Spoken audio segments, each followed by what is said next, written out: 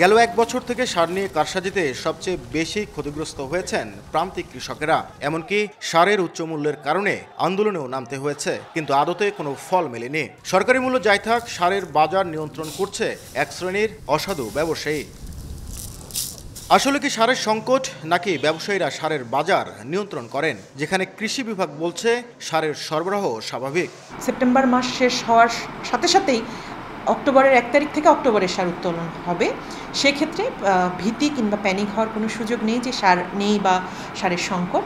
সরেজমিনে দেখা যায় মেসার্স নুরুল অ্যান্ড ব্রাদার্স নামে বিসিএসসির একটি ডিলার পয়েন্ট কখনোই খোলা হয় না, তবে সেখানে বরাদ্দ করা সার যায়। একই অবস্থা পায়রাবন্ধ ইয়েকুবালি ডিলার পয়েন্টেরও।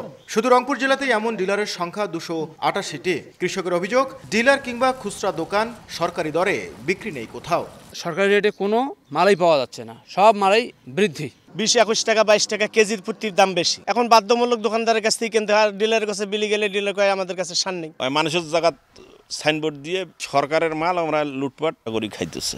খোলা পাওয়া পায়রাবন্ধে একটি ডিলার পয়েন্টে ক্রেতা সেজে সময় সংবাদ যায় সার কিনতে, যেখানে 27 টাকা কেজির টিএসপি 40 টাকা, 20 টাকার এমওপি 26 টাকা আর 27 টাকার ইউরিয়া বিক্রি হচ্ছে 30 টাকায়।